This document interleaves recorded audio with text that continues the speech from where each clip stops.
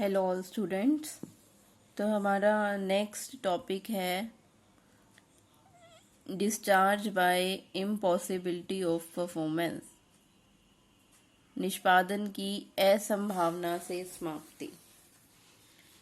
मतलब सेक्शन 56 क्या कहता है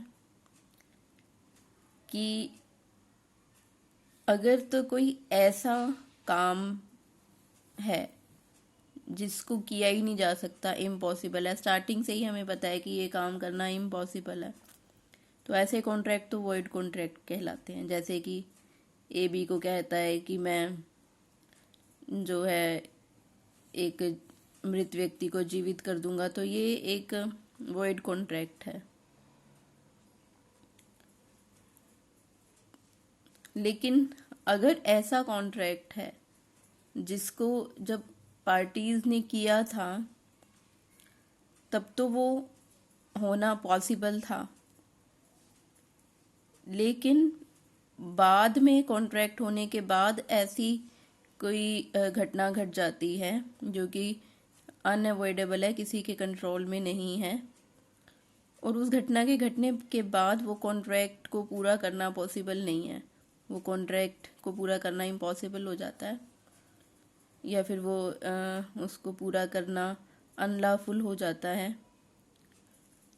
तो इस केस में भी जो पार्टीज की लायबिलिटी है वो ख़त्म हो जाती है। तो इसे कहते हैं discharge by impossibility of performance. और जो एक ऐसी जो इम्पॉसिबिलिटी क्रिएट होती है उसे हम सुपरवेनिंग इम्पॉसिबिलिटी कहते हैं। सुपरवेनिंग इम्पॉसिबिलिटी, ठीक है, आकस्मिक असंभावता। और इस कारण से जो कॉन्ट्रैक्ट हमारा जो ख़त्म हो जाता है, समाप्त हो जाता है, तो इसे हम कहते हैं डॉक्ट्रिन ऑफ फ्रस्ट्रेशन। ठीक है, क्योंकि अब कॉन्ट्रैक्ट करना पॉसिबल नहीं है, कॉन्ट्रैक्ट को पूरा करना पॉसिबल नहीं है, तो फिर इस कारण से जो कॉन्ट्रैक्ट समाप्त हो जाता है उसे कहते हैं डॉक्ट्रिन ऑफ फ्रस्ट्रेशन। जैसे कि ए ने बी के साथ कॉन्ट्रैक्ट किया, ए और बी में कॉन्ट्रैक्ट हुआ कि ए जो है अपनी बेटी की मैरिज बी के साथ करेगा। अब क्या हुआ कि मैरिज से पहले ए की बेटी की डेथ हो गई, तो अब वो मैरिज करना पॉसिबल ही नहीं है बी के साथ। ठीक है, तो वो कॉन्ट्रैक्ट अपने आप ही क्या हो गया, खत्म हो गया। तो अब ये जो सुपरवेनिंग इम्पॉसिबिलिटी है, आकस्मिक असंभवता है, ठीक है, ये कौन सी सिचुएशन है जिसमें ये हो सकती है। सबसे पहले है हमारा डिस्ट्रक्शन ऑफ सब्जेक्ट मैटर। ठीक है, तो ये क्या कहता है कि अगर कॉन्ट्रैक्ट करने के बाद जो हमारा मेन बेस है कॉन्ट्रैक्ट का वो ही ख़त्म हो जाता है, तो वो कॉन्ट्रैक्ट क्या हो जाता है, वॉइड बन जाता है। जैसे इसने जो एक केस दिया है हमें, टेलर वर्सेस कोडवेल का केस है, तो इसमें क्या था, इस केस में कि एक थिएटर जो है म्यूजिकल प्रोग्राम्स के लिए रेंट पर दिया गया, लेकिन थिएटर में क्या लगी, आग लगी, तो वो थिएटर डिस्ट्रॉय हो गया। तो अब उस थिएटर में प्रोग्राम तो पॉसिबल है नहीं, तो इस कारण से ये डिसीजन आया कि जो कॉन्ट्रैक्ट था वो ख़त्म हो गया, और अब जो प्रॉमिसर है उसे उसकी लायबिलिटी भी क्या हो गई, ख़त्म हो गई। तो ये कॉन्ट्रैक्ट जो है ये इम्पॉसिबिलिटी के कारण क्या हो गया, समाप्त हो गया। हमारा क्या था, discharge by impossibility of performance. ये कॉन्ट्रैक्ट समाप्त हो गया इम्पॉसिबिलिटी के कारण। फिर नेक्स्ट है चेंज ऑफ लॉ।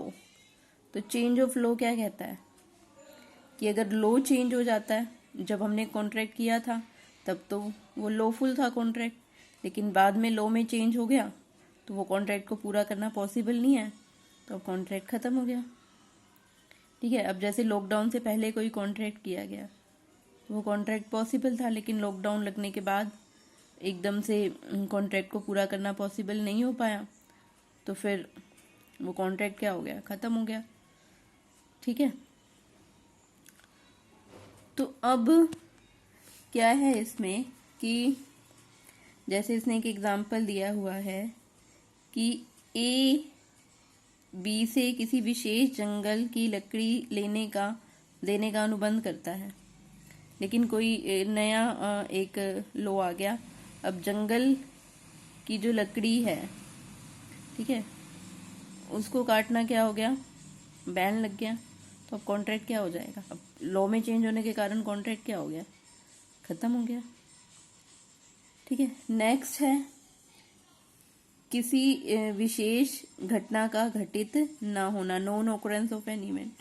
अगर कॉन्ट्रैक्ट जो है वो किसी इवेंट के लिए किया गया है कि भी उस इवेंट के लिए स्पेशली वो कॉन्ट्रैक्ट हुआ है और वो इवेंट ही नहीं होता, तो वो कॉन्ट्रैक्ट क्या हो जाता है, समाप्त हो जाता है। तो इसने क्या दिया हुआ है हमें, एक केल वर्सेस हेनरी का जो है हमें ये केस दिया हुआ है। इसमें क्या है कि एक व्यक्ति हेनरी ने क्रेल से एक कमरा रेंट पे लिया। ठीक है। 2 दिन के लिए उसे जो है एक सम्राट एडवर्ड अष्टम का जो राज्याभिषेक का जुलूस उसे देखना था, तो उसके लिए उसने रेंट पर लिया। अब क्रेल को भी पता था कि ये रेंट पर किस लिए ले रहा है, वो जुलूस है इसलिए वो रेंट पर ले रहा है। ठीक है। तो अब क्या डिसीजन दिया गया कि जुलूस तो कैंसिल हो गया। तो अब क्रेल ने क्या कहा कि रेंट मुझे मिलना चाहिए, लेकिन कोर्ट ने क्या डिसीजन दिया कि ये जो कॉन्ट्रैक्ट है ये ख़त्म हो गया, क्योंकि वो जो जुलूस था वो नहीं निकला, तो इसलिए ये कॉन्ट्रैक्ट जो है वो क्या हो गया, ख़त्म हो गया। ठीक है। तो क्योंकि ये जो रूम उसे रेंट पर लेना था वो किस लिए लेना था, वो उस जुलूस को देखने के लिए लेना था, तो मेन बेस यही था और क्रेल को भी पता था। तो अब वो जुलूस ही नहीं हो रहा, तो इसलिए ये कॉन्ट्रैक्ट भी नहीं हो सकता, तो ये कॉन्ट्रैक्ट भी समाप्त है और रेंट नहीं देना है हेनरी को। तो अगर कोई घटना नहीं घटित होती जिसके लिए कॉन्ट्रैक्ट किया गया था, तो भी कॉन्ट्रैक्ट क्या हो जाएगा, समाप्त हो जाएगा। ठीक है। उसके बाद नेक्स्ट पॉइंट है हमारा पर्सनल इनकैपेसिटी और डेथ। तो अगर जिस पर्सन को कॉन्ट्रैक्ट पूरा करना है, प्रोमिसर, अगर या तो वो इनकेपेबल हो जाता है या उसकी डेथ हो जाती है, तो भी कॉन्ट्रैक्ट क्या हो जाएगा, खत्म हो जाएगा। ठीक है। जैसे इसने एक केस दिया हुआ है हमें, कौन सा केस है ये, रॉबिन्सन वर्सेस डेविडसन का केस है। इसमें क्या था, डेविडसन ने रॉबिन्सन के साथ एक थिएटर में 6 मंथ्स काम करने का कॉन्ट्रैक्ट किया था कि 6 मंथ तक वो काम करेगा उसके साथ। अब डेविडसन कुछ ऐसे ओकेजन आए जब डेविडसन इतना ज़्यादा वो जो है बीमार पड़ गया कि वो आ ही नहीं सका, काम पर नहीं आ सका। तो अब क्या हुआ कि अब जो दूसरी पार्टी थी, यानी कि कौन थी दूसरी पार्टी, रॉबिन्सन। तो अब रॉबिन्सन ने जो है वो क्या किया, केस किया कि भाई उसको लॉस हुआ है, डेविडसन नहीं आया जिन जिन प्रोग्राम्स पे, तो उसको लॉस हुआ। तो अब कोर्ट ने क्या कहा कि ये जो ओकेजन्स थे